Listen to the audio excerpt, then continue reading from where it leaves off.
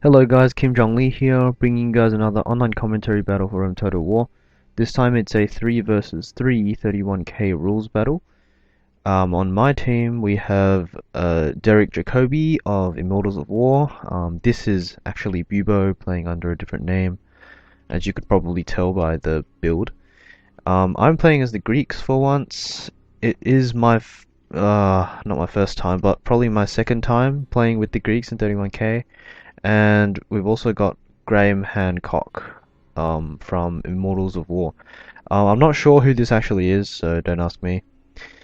We've also got Slave of the NWO on the enemy side. I'm not sure who this guy was. I'm pretty sure it's not SR, so yeah. If any of you know who he is, just tell me in the comments. We've got Killer Bee of the Brotherhood clan and Toast, who is actually Toa of the Brotherhood clan.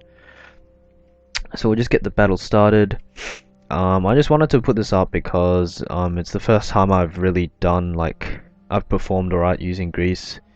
Before the last time I used Greece, I did pretty terrible. I had no idea what I was doing, and yeah, I really screwed up. So hopefully this time I do a bit better. So we're just going to meet up in the middle here. And I'm going to stay in the center because I'm still uncomfortable playing as Greece, so taking a flank is probably not my best interest at the moment. But that said, Macedon is a bit weak on the flank. And ideally, I think I would want Macedon in the center rather than Greece. But doesn't really matter in the end. Pikes are pikes. So we've got a slave of the NWO with these Carthaginians. Clearly, he's brought these guys to counter the Spartans that I've brought. So yeah, if we have take a quick look at these armies. Killer Bee's got, it looks like 17 urbans and 3 Praetorian cavalry. And Toa has just got 6 Praetorian cavalry and 14 urbans, so it seems like a fairly standard build from him. But the, I guess, sort of strange thing is that they've opted for a lot of infantry. So they are definitely planning to go for the slower game, I think, with this high number of infantry. But they are going for a kind of stalling game as well. So they are anticipating we will go on the offensive. But I think what the enemy team has made a mistake in is that they haven't brought any archers or missile units to counter the Cretan archers that I've brought.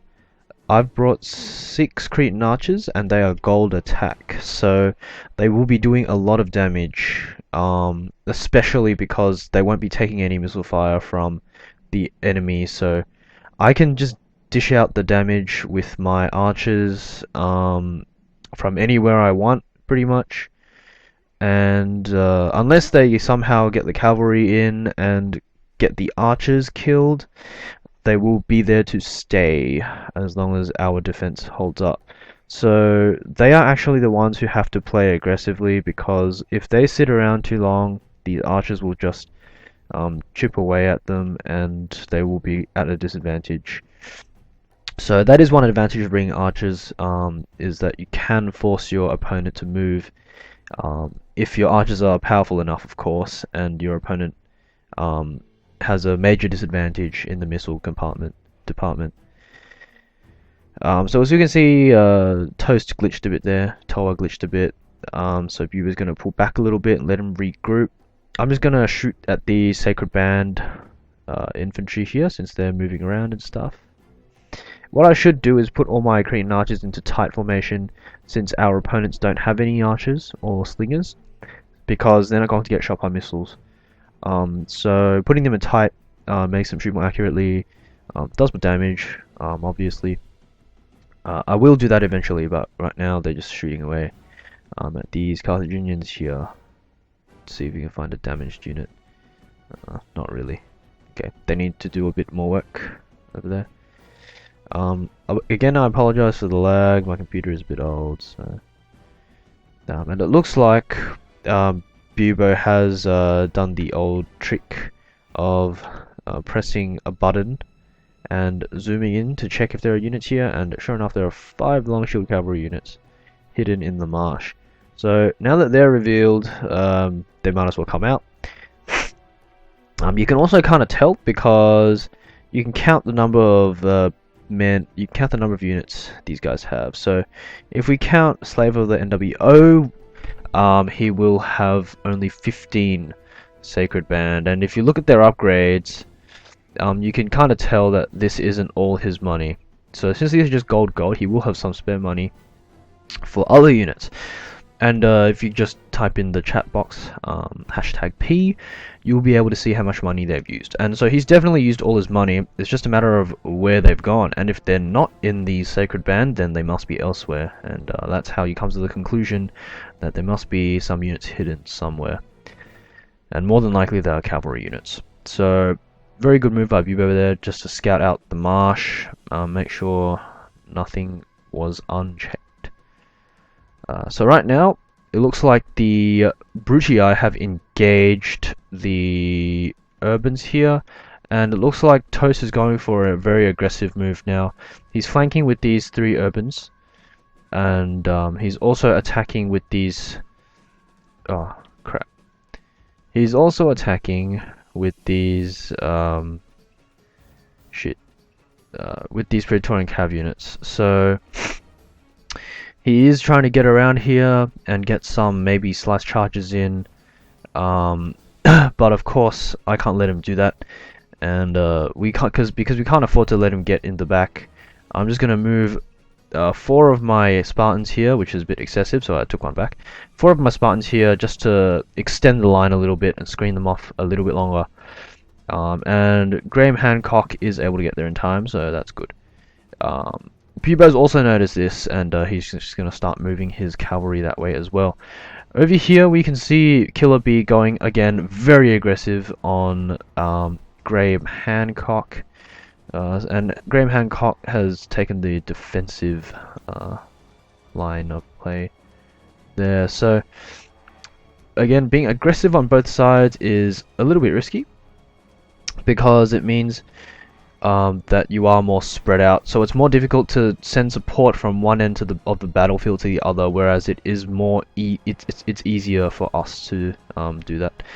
Looks like he's going for an attack with these long shield cav units, and they are going to catch out this Praetorian cav unit, so it will rout very quickly. But it's good to know that these long shield cav, they are just like cav units, so if they're not in this big bunch together like this, it is quite difficult for them to make any meaningful impact. Graham Hancock realizes quite late, to be honest, that these long shield cav are destroying his guys. Very nice combination play there by Slave of NWO and Killer B. Slave of NWO clearly just demolishing a large portion of the army there. But what's happening over here is they are overextending with their cavalry. So Toa's gone around the back, but I've pulled my guys away from this part since this part is no longer really needed, and I'm just going to put my Spartans in the back here, and we're going to be able to rout those cav units there. But on this side, it's looking pretty bad. Luckily, we have Spartans here, so this is why Greece is a very powerful faction. The Spartans can hold out for a long time, excellent morale, and my Cretan archers have done quite a bit of work thus far. So I'm just going to move them back here to the safety net, kind of. We have to pull our lines back to this section now because this part is destroyed, and looks like Killer B is going in for a charge on some of my infantry. But because they're Spartans, they're going to hold out, get their pikes down, and kill a lot of people. Bubo here has gone in with a really nice charge. You guys can definitely see that. And he routed all the units that were kind of stuck here. And despite Graham Hancock's best efforts... well, well, not despite his best effort. So Graham Hancock's going to come in here with another kind of follow-up charge, and that's going to just finish off this side and free up this entire side. So despite the enemy having gained the advantage, see, much less lag. Despite the enemy having freed up this side entirely, and they were attacking very aggressively, we have managed to just hold them at this line and get a really nice cav charge or two in, and that's definitely turned the tables. And before it was looking pretty bad for us, but now it's not looking too bad. The Carthaginian player has been forced to box, as you can see, and Toast is stuck over here, so he's not making any progress through here, and that's what he needs to do. But he can't do that without getting some major flanking done. And I'm getting my archers here, getting some flaming arrows in. They are getting charged by this urban cohort though, but that's one less urban cohort to worry about for us. So very nice cav charge here by Bubo from this side as well, so very well done by him. My Spartans were doing terrible against these Sacred Band pikes, but now I'm just going to start moving around the flank and outflanking these guys and getting the surround going for us. Very nice charge here by Graham Hancock. Huge impact. Routes at least, I don't know, 5 units maybe, 5, 6, and increasing. They're freeing up these Royal Pikemen to do even more work. Bubo coming in with a follow-up charge, routing the rest of the Brutii. So that's going to finish off another entire army of the enemy. So all the Julii here were routed. There are a few smatterings left, as you can see. But all the Brutii here were also killed just then. So now it's really just these Carthaginian infantry units, which I have managed to surround with my Spartans, and I am attacking them from many different sides. And some of these urban cohort units that have come back. There are also these long shield cavalry units, which are a little bit of a worry, but because they are only light cavalry units, they're not going to have a very big impact, unfortunately for the enemy team. So he's going to come in with a charge here, and it is going to have some impact. It does rout the unit, but these guys are very tired and they'll probably rout quite soon. Bubo here just finishing off the last remnants of these urban cohorts, while I finish off these Sacred Band pikemen. As you can see, my archers using the long range to the advantage, shooting the backs of some of these Sacred Band pikes with the flaming arrows. Looking very good for us now. Some units around here, some Julii units that have been neglected, going to just get picked off by the Macedonian cavalry here. And yeah, that's going to finish up the game right there. I'll just fast forward, triple speed this, and there's just a lot of running around. Also interesting to note that this urban cohort unit was chasing my Cretan archer unit for a long time. So looks like that's it. So it was an average victory. Quite a swingy game, quite a close game. Well played to everyone. I'm quite proud of myself for winning my first ever game with Greece. But definitely well played to my allies. Yeah, and thanks guys for watching, and I'll hopefully see you next time.